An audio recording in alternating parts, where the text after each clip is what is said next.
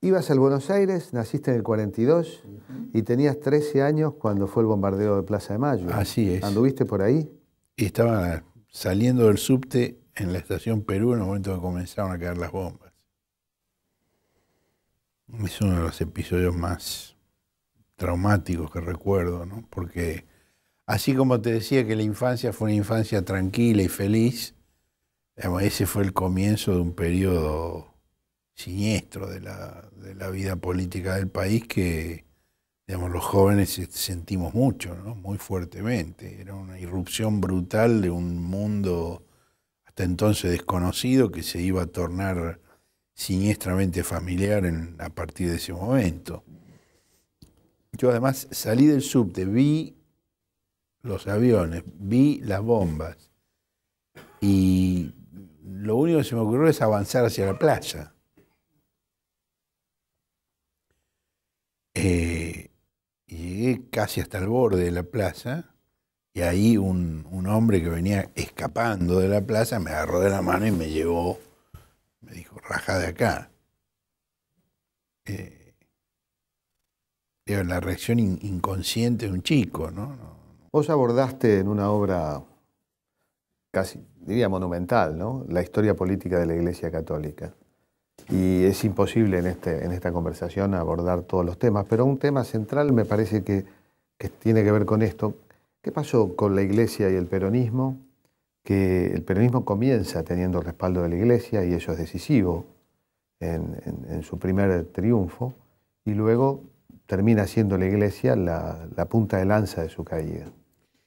Mira, mi generación, digamos, siempre supo y creció sabiendo que la confrontación con la Iglesia fue el principio del fin del peronismo.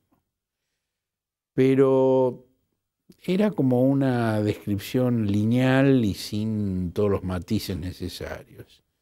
Cuando yo empecé la investigación sobre el rol de la Iglesia Católica en la historia argentina, que me parece central para entender todo lo que nos pasó, me encontré con eso que vos planteás, que inicialmente, a partir del golpe del 43 y después la elección del 46 y los primeros años del gobierno de Perón, la Iglesia Católica fue firme partidaria del peronismo, porque tenía, digamos, la fantasía, digamos, de la Revolución Nacional, el ejército cristiano, digamos, toda una serie de mitologías que el catolicismo ha cultivado aquí y en otros lugares del mundo, en la España de Franco, en el Portugal de Oliveira Salazar, pero a medida que el peronismo fue desarrollando su política y su identificación con las clases populares, se produjo, digamos, una confrontación de fondo entre dos concepciones distintas del poder, del origen y del ejercicio del poder. Para la Iglesia Católica era imprescindible lo que se llamaba entonces un catolicismo integral, es decir, que todo estuviera regido por, digamos, la concepción católica. Que la vida pública fuera simplemente la realización social de un ideal preexistente, jerárquico, vertical, absoluto, inmutable a través de los siglos y los milenios. En cambio, digamos, frente a eso, la concepción del peronismo, que estaba muy emparentada y que en el origen tenía mucho que ver, fue una concepción que yo denomino de peronismo integral, donde si para la Iglesia todo tenía que referenciarse en las tres personas de la Santísima Trinidad, para el peronismo eran las dos personas de la pareja presidencial.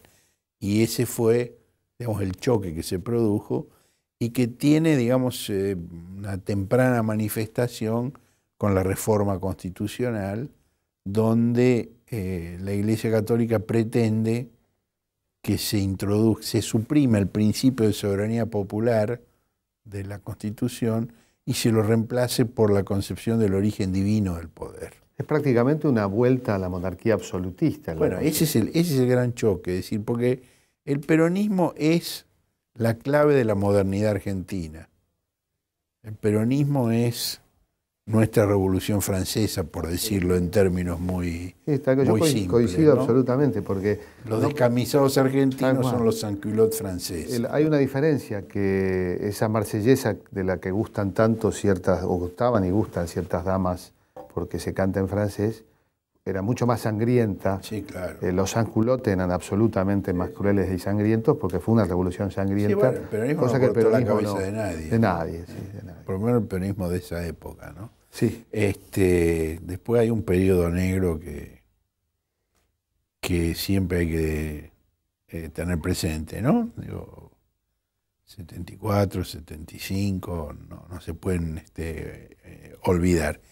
Entonces ahí se produce un choque de legitimidades entre la concepción del origen divino del poder, que encarna la Iglesia Católica y que tiene el apoyo de las clases tradicionales, y la concepción del peronismo de la soberanía del pueblo.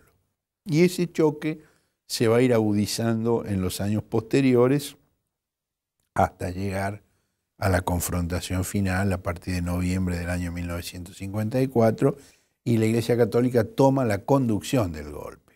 No es que la Iglesia Católica simpatizó, la Iglesia Católica organizó, dirigió, condujo el golpe militar. Sí, el Cristo vence de los aviones, ese símbolo es casi la representación de esa conducción ideológica. Sí, ¿no? Y la contraseña del alzamiento, que era Dios es justo, digamos, está todo organizado de esa manera. Y si vos recordás lo que fue la marcha del golpe contra Perón, la llamada Marcha de la Libertad, es absolutamente una paráfrasis del himno falangista de Cara al Sol. Claro.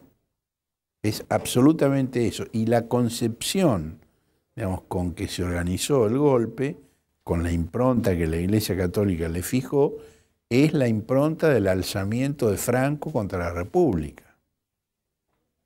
Ese es el esquema sobre el cual se produjo el alzamiento.